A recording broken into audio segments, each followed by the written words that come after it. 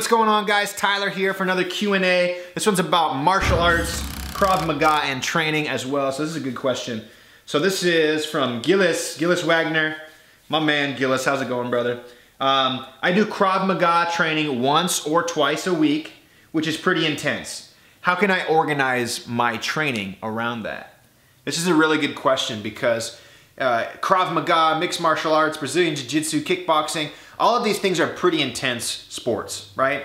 You're gonna be doing a lot of skill work. You're gonna be doing a lot of kind of high intensity conditioning by doing sparring sessions and even technique work. The bottom line is if you never got on the mat and rolled with anybody, or you never sparred kickboxing with somebody, then you don't realize how dang challenging it is. I mean, it's akin to a full-on sprint for 3 to 5 minutes or whatever rounds you are. So you have to train differently when you're doing this type of exercise, okay? Now, it depends on two things. If you're a competitive athlete, you wanna compete in a martial art, then I'm gonna tell you how to do that in a second.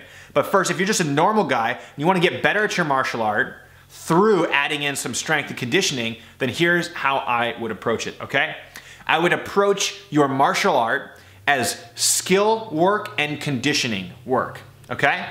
So your martial art is going to be your skill work and your conditioning work. So work the skills of the movement, practice with perfect form, perfect technique on every exercise, and then do some sparring sessions, some live sessions, some interval stuff where you're doing, 1 minute, 2 minutes, 3 minutes, 5 minutes, sessions with small breaks in between, where you're actually applying that sport in a combat setting, okay? You can do that a few days a week. Make sure you warm up, make sure you stretch, you loosen up your joints, do everything you can to avoid getting injured in your martial art. From there, your number one priority is going to be strength, okay? So if you don't have your strength training locked down, don't even worry about anything else. And stick to the basics. Deadlifts, heavy. Squats, front squat, back squat, one-legged squat, heavy lunges, doesn't matter. Those exercises, heavy, strong, for probably 10 reps or less on those ones, right? Build strength in those movements. For upper body, I would get a pair of rings and I would do ring push-ups, ring rows, ring dips, ring pull-ups. I would do all those exercises because you can build real-world full body strength with just those bodyweight exercises. If you want to, you can do some dumbbell bench press, some barbell bent over rows, some weighted pull-ups, some weighted dips. Those will really help you build the strength you need. So that's number one priority, strength, okay? The second thing, if you have time and you feel like you're getting recovered, is going to be very short bouts of very high intensity training with plenty of rest in between. So something like rowing 500 to 1,000 meters, resting for a few minutes, and then doing that again. Keep it simple though. Don't do more than 10 minutes of this high intensity work because it's not going to benefit you in the long run, okay? So that's what I would do if you're just training for the sport. If you really want to improve your work capacity, you want to compete, then what you're going to want to do is add some road work.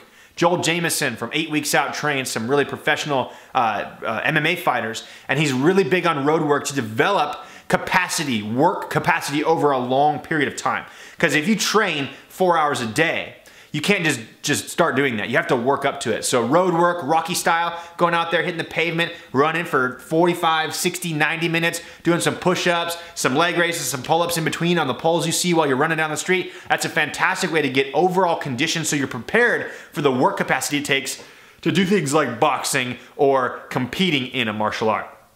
All right, so there's two different avenues for you. Regardless, when you do your martial art, work on skill and work on applying it in a combat setting. Then from there, prioritize strength training, then some really stretch your mind-bending high intensity work. And then if you really want to take it to the next level, do some road work, get that effort in so that way you can really have the work capacity to go the distance when you're competing, all right? I hope this helps. Hope you guys dig this video.